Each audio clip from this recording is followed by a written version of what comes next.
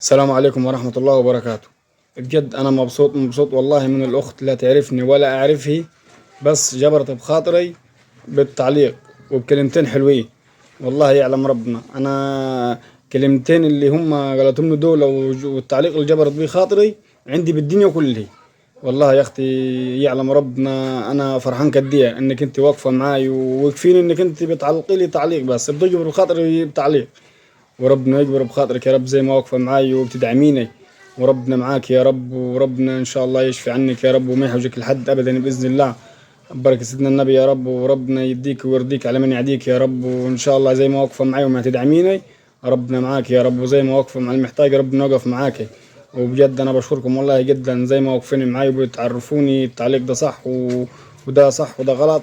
أنا بشكركم جدا جدا زي ما واقفين معاي وبتدعموني، وربنا يبارك فيكم يا رب، وإن شاء الله دايما تكونوا واقفين معاي وسانديني، وربنا معاكم يا رب، وإن شاء الله ربنا يسترها معانا ومعاكم يا رب ويستر ولاكم بإذن الله يا رب. وانا بشكركم جدا جدا والله زي ما انت وقفت معاي وبتدعميني بالتعليق برضو، وكفايه والله انك انت تجبر خاطري. الهي ربنا يكبر بخاطرك يا رب، ان شاء الله ربنا يكبر بخاطرك ويكرمك زي ما واقفه معاي بالكلمه وجبرت خاطري بالكلمه، ربنا يكبر بخاطرك يا رب. من اخواتي اللي هم يشوفوا تعليقي ويشاهدوا الفيديوهات بتاعتي كلها يا رب، واتمنى انهم هم كل احبابي وكل المتابعين بتاعتي يسمعوا الفيديو للاخر ويتابعوا الاعلان بتاعي. فبالله عليكم بالله عليكم انا بتوسل اليكم من بعد ربنا سبحانه وتعالى انتوا تقفوا معاي وتدعموني وتتابعوا الاعلان بتاعي وتتابعوا القناه بتاعتي، وعايزكم لو بكلمه بس وتعليق تجبروا بخاطري ان شاء الله زي ما واقفين معايا ما تكبر بخاطري ربنا يكبر بخاطركم يا رب. واتمنى انكم انتوا القناه دي تكبر بكم انتوا، القناه دي ما حدش هيكبرها مش ما القناه دي اللي هتكبر بكم انتوا اللي هتكبروا القناه دي ببركه ربنا ان شاء الله، وببركتكم انتوا وبتفاعلكم معايا وبتعليقاتكم القناه دي هتكبر بكم انتوا. واتمني وعشمان من عند ربنا وكرم ربنا سبحانه وتعالى ثم في كرمكم انتوا يا اهل المحبه يا اهل الطيبه يا اخواتي وحبايبي واصحابي وكل اخ وكل اخت واقفين معاي ومتابعيني على القناه.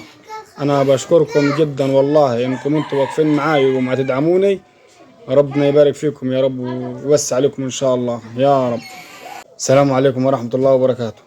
والله انا بوجه الرسالة دي رسالة شكر لحضرة الشيخ، ان انا والله ما كنت اعرف ان الموسيقى حرام، بس والله ما عرفت الا غير من الاخت اللي هي علقت لي، وانا بطلت انزل الموسيقى دي عشان انتوا واقفين جنبي وبتدعموني، وانا مرضاش ازعلكم وانكم بتدلوني على الصح.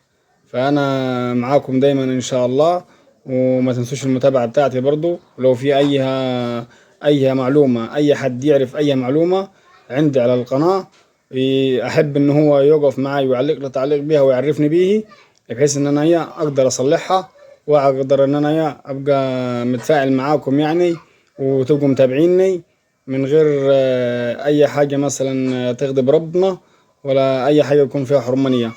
وانا بتمنى انكم انتوا برضك تبقوا واقفين معاي وتدعموني، وانا بشكركم جدا جدا على تعليقاتكم لي وبتوروني الصح من الغلط، وان شاء الله دايما نكون مع بعض، وربنا يبارك فيكم زي ما واقفين معاي وبتدعموني وبتعرفوني الصح من الغلط.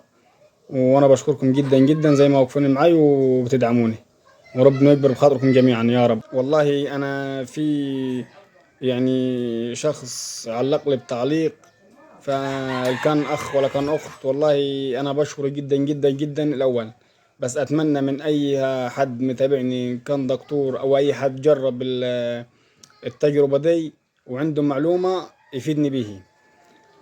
والله في كان اخ ولا اخت بعتت لي تعليق انه زيت السمسم ديتي ان انا ادهن بيه جسمي ويعني كاستخدمه كعلاج.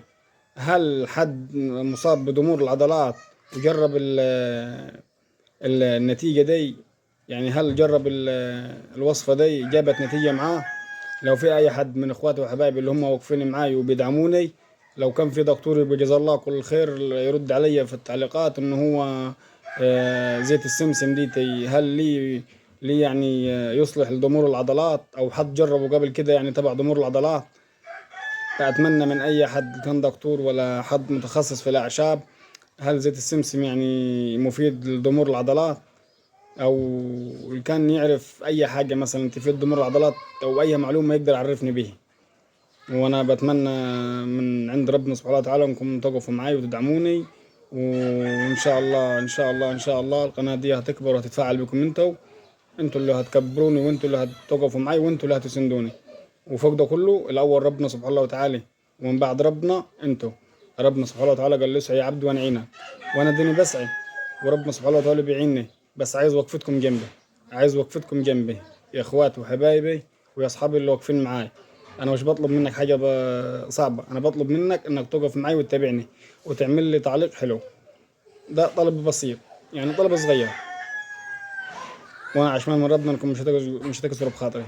وان شاء الله ان شاء الله ربنا هيكبر بخاطري بكم انتوا. انا بشكر الاخ المحترم اللي هو بعت لي في التعليق انه مرضيش يسمع الفيديو عشان خاطر الموسيقى دي حرام. وانا بشكرك جدا انك انت برضك بتشوف الفيديوهات بتاعتي ومتابع القناة بتاعتي.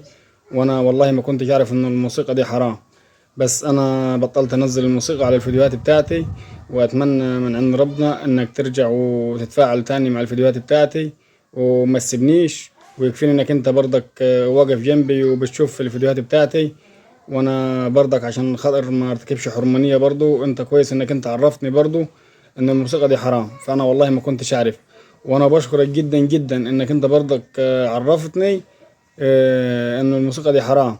واتمنى من اي حد يشوف القناة بتاعتي او الفيديوهات بتاعتي ومتابعني ويلاحظ اي ملحوظة في الفيديوهات بتاعتي واي معلومة يعرفني بيه.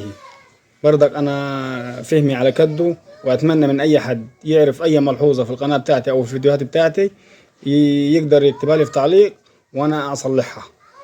يعني انا بشكرك جدا جدا انك انت برضك متابعني ومعترفني الصح من الغلط، وانا بشكرك جدا جدا.